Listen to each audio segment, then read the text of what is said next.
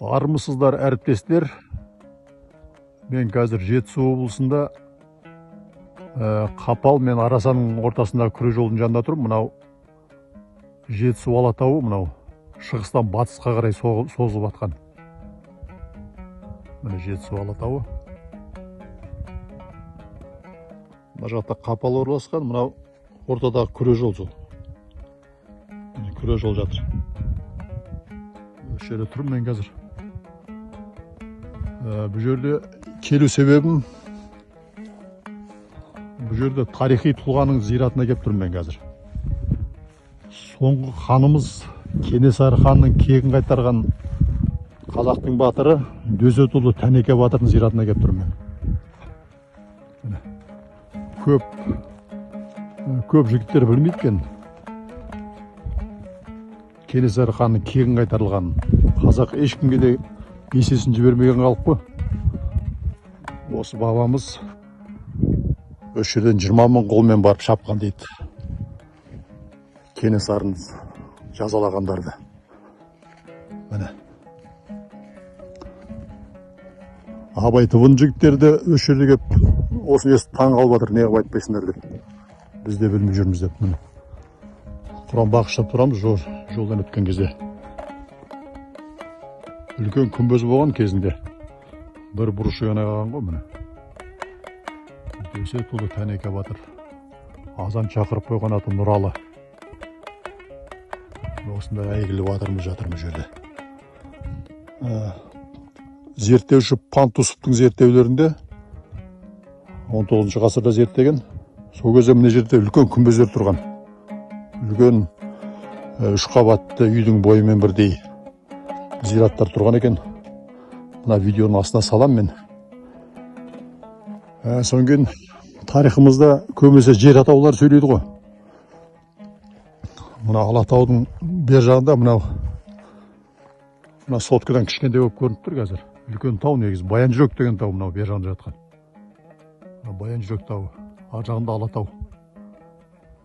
Осы Баян жүректің арғы бетінде Кенесары деп аталатын жер бар. Әлі күнге дейін сөйтіп аталады. Оның Кенесары аталу себебі жаңағы батырлар сөзге жиналған екен, қазақ өте көп. Жан-жақтан келген ғой енді батырлар. Бір күнде жиналғанбайды ғой.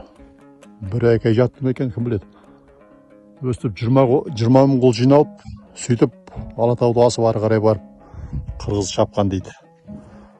Сонда енді айтылмаса сөздің ата сөйлет дейді. Біз үлкен ақсақалдардан естігенімді айтып жатырмын мен. Естіген құлақта жазы жоқ. Келесі ұрпақ білуі керек деп ойлаймын. Ол кісілер өздерінің әкелерінен естіген. Сонда 20 мың қолмен барып шапқан. Сонда орман бей ғой оларда манап, орман манап қашып өрген екен. Бірақ артынан бәрібір оны өзін қырғыз ағайындар өздері орман жаңағы биді басынша өлтірген дейді. Жаңағы ұмытып тұр мен, Қарабек па соны аттың құйрығына байлап мына Қапалға дейін алып келген дейді. Жазалау үшін. Ол кезде тезек түрі кішкентай бала дейді. Солдың алдына кеп бүкіл халық жинап жазалаған дейді. Одан кейін мына Көкқия тауы. Осының аржанда Қызылағаш деген ауыл бар. Соны бері екі ортасында Қырғызсай деген сай бар. Әлі күнге дейін сөйтіп аталады. Сол Қырғызсайға дейді жаңа ақсақалдардың айтуы бойынша Тәнеке батыр қырғыздың 300 отбасын алып келген екен. Ол кезде соғыстың заңы ма екен білмедім мен. Қазір тілмен айтқанда залог екен бірдемеге алып қойған ғой. Сол сайдаға орналастырып соны өзі қадағалап отырған дейді. Кейіннен енді заман өзгергеннен кейін қашатыны қашып, кейін Қызыл армия баспағаннан кейін қашатыны қашып, қалғанын қазаққа сіңіп кеткен деп айтып жатады ақсақалдар. Осындай тарихымыз. Міне Тәнеке батырдың зираты. Мынау кейінгі ұрпақтардың қойған белгі тасы міне. Заманауи түрде жасаған.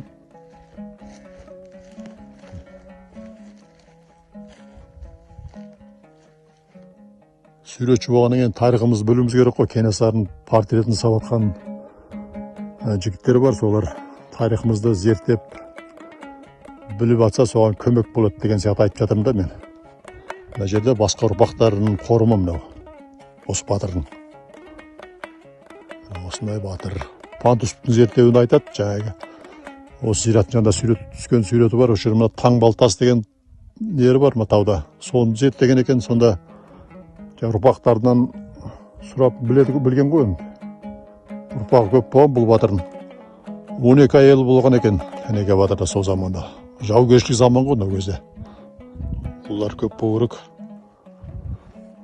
Тағы да көп мәліметтер айтады. Мен өзім жөнді оқыған жоқпын, бірақ соны алып оқу керек екен. Сол Пантусовтың несін салам мен, мына видеоның астына суреттерін. Осындай еліміз аман, жұртымыз тыныш болсын. Бұл жерден қырғызда, қазақта сабақ алу керек деп ойлаймын. Өткен тарихымыздан. Сол кезде ауызбіршілігіміз болса, Қоқан хандығы да қырғыз манаптары да көмек бермеген ғой, көмек сұрап барғанда.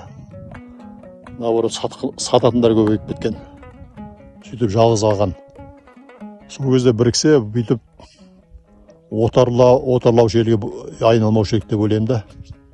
Мықты мемлекет болар едік. Қазір сол бізге сабақ болу керек деп ойлаймын. Күш бірлікте дейді ғой, түрік мемлекеттері бірігу керек, өткеннен сабақ алуымыз керек. Оны қырғыз тарихшылар да айтады. Ата-бабамыздың қателіктерін. Сол амандықта болайық, еліміз аман, жұртымыз тыныш болсын.